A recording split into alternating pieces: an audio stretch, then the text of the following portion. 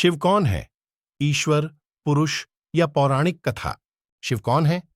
क्या वे भगवान हैं या बस एक पौराणिक कथा?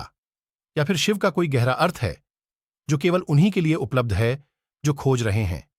भारतीय आध्यात्मिक संस्कृति के सबसे अहम देव महादेव शिव के बारे में कई गाथाएं और दंत कथाएं सुनने को मिलती हैं। क्या वे भगवान हैं या केवल हिंदू संस्कृति की कल्पना, या फिर शिव का एक गहरा अर्थ है जो केवल उन्हीं के लिए उपलब्ध है जो सत्य की खोज में है? Shiva, the Adiyogi illustration. शिव का अर्थ जब हम शिव कहते हैं तो हमारा इशारा दो बुनियादी चीजों की तरफ होता है। शिव का शाब्दिक अर्थ है जो नहीं है।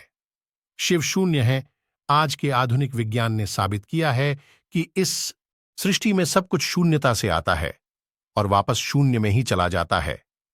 इस अस्तित्व का आधार और संपूर्ण ब्रह्मांड का मौलिक गुण ही एक विराट शून्यता है।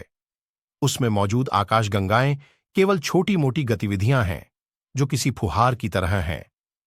उसके अलावा सब एक खालीपन है जिसे शिव के नाम से जाना जाता है। शिव ही वो गर्भ हैं जिसमें से सब कुछ जन्म लेता है, और वे ही वो गुमनामी हैं जिनमें सब कुछ फिर से समा जाता है। सब कुछ शिव से आता है और फिर से शिव में चला जाता है। शिव कौन है? ईश्वर, पुरुष या पौराणिक कथा? शिव अंधकार हैं तो शिव को अस्तित्वहीन बताया जाता है। एक अस्तित्व की तरह नहीं, उन्हें प्रकाश नहीं, अंधेरे की तरह बताया जाता है। मानवता हमेशा प्रकाश के गुण गाती है क्योंकि उनकी आंखें सिर्फ प्रकाश में काम करती हैं, वरना सिर्फ एक चीज जो हमेशा है वो अंधेरा है। प्रकाश का अस्तित्व सीमित है क्योंकि प्रकाश का कोई भी स्रोत, चाहे वो एक बल्ब हो या फिर सूर्य, आखिरकार प्रकाश बिखेरना करना बंद कर देगा। प्रकाश शाश्वत नहीं है, ये हमेशा एक सीमित संभावना है क्योंकि इसकी शुरुआत होती है और अंत भी। अंधकार प्रकाश से काफी बड़ी संभावना है। अंधकार में किसी चीज के जलने की जरूरत नहीं, अंधकार हमेशा बना रहता है। अंधकार शाश्वत है। अंधकार सब जगह है। वो एक अकेली ऐसी चीज है जो हर जगह व्याप्त है। पर अगर मैं कहूं दिव्य अंधकार, लोग सोचते हैं कि मैं शैतान का उपासक हूं।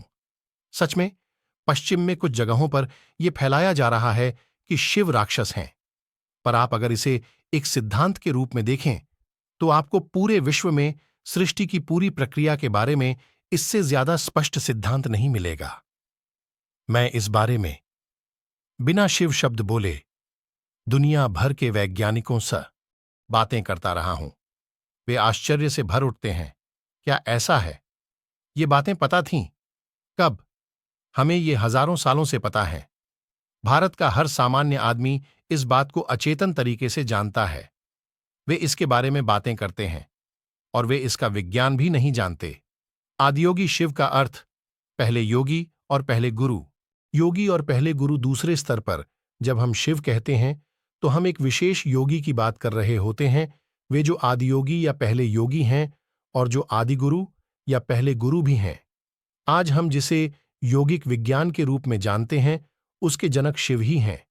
योग का अर्थ अपने सिर पर खड़ी रहे होना या अपनी सांस को रोकना नहीं है। योग इस जीवन की मूलभूत रचना को जानने और इसे अपनी परम संभावना तक ले जाने का विज्ञान और तकनीक है। आदियोगी शिव का अर्थ पहले योगी और पहले गुरु योग विज्ञान का पहला संचार कांति सरोवर के किनारे हुआ, जो हिमालय में केदारनाथ से कुछ मील दूर पर स्थित एक बर्फीली झील है। यहां आदियोगी ने इस आंतरिक तकनीक का व्यवस्थित विवरण अपने पहले 7 शिष्यों को देना शुरू किया। ये 7 आर्षि आज सप्तर्षि के नाम से जाने जाते हैं। ये सभी धर्मों के आने से पहले हुआ था। लोगों के द्वारा मानवता को बुरी तरह विभाजित करने वाले तरीके तैयार किए जाने से पहले मानव चेतना को ऊपर उठाने के सबसे शक्तिशाली साधनों को सिद्ध किया और फैलाया जा चुका था। आज मानवता इस तरह से विभाजित है कि उसे फिर से एक करना लगभग असंभव लग रहा है। शिव एक ही शब्द के 2 अर्थ